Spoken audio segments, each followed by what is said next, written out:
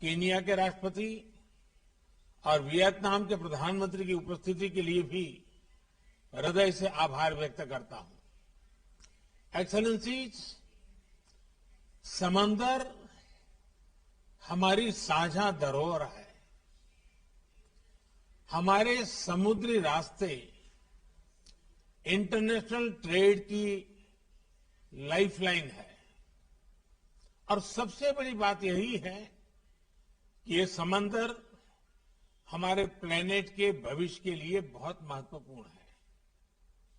लेकिन हमारी इस साझा समुद्री धरोहर को आज कई प्रकार की चुनौतियों का सामना करना पड़ रहा है। पायरेसी और आतंकवाद के लिए समुद्री रास्तों का दुरुपयोग हो रहा है।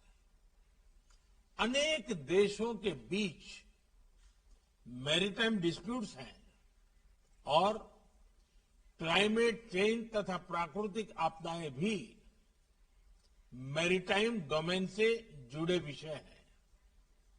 इस व्यापक संदर्भ में अपनी साझा सामुद्रिक धरोहर के संरक्षण और उपयोग के लिए हमें आपसी समझ और सहयोग का एक फ्रेमवर्क बनाना चाहिए।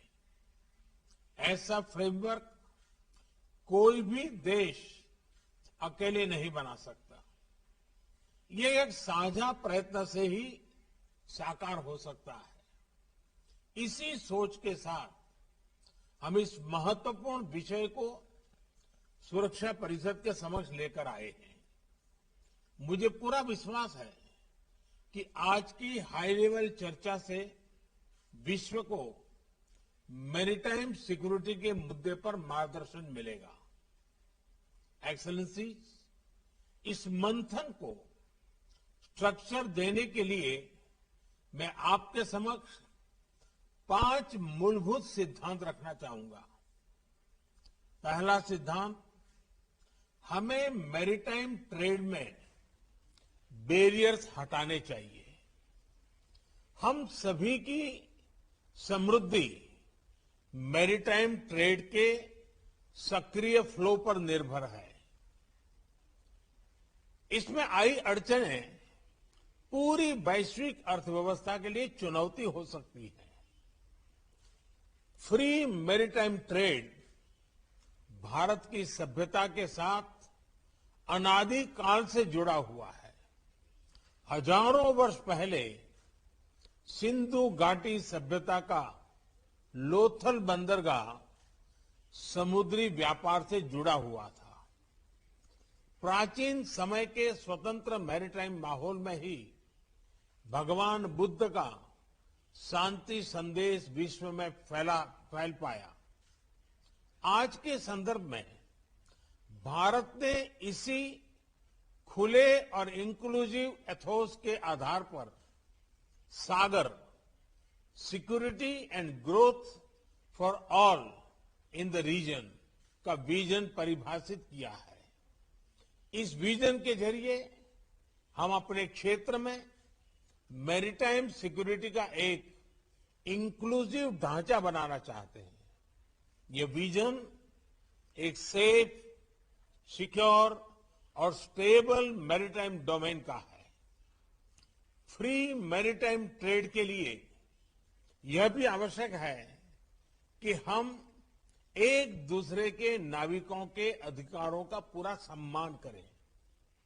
दूसरा सिद्धांत, मैरीटाइम डिस्प्यूट्स का समाधान शांतिपूर्ण और अंतर्राष्ट्रीय कानून के आधार पर ही होना चाहिए। आपसी ट्रस्ट और कॉन्फिडेंस के लिए यह अति आवश्यक है। इसी माध्यम से हम वैश्विक शांति और स्थिरता सुनिश्चित कर सकते हैं।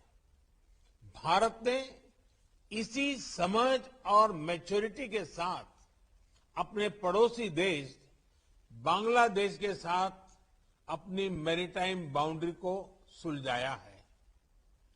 तीसरा सिद्धांत, हमें प्राकृतिक आपदाओं और नॉन स्टेट एक्टर्स, इनके द्वारा पैदा किए गए मैरीटाइम थ्रेट्स का मिलकर सामना करना चाहिए।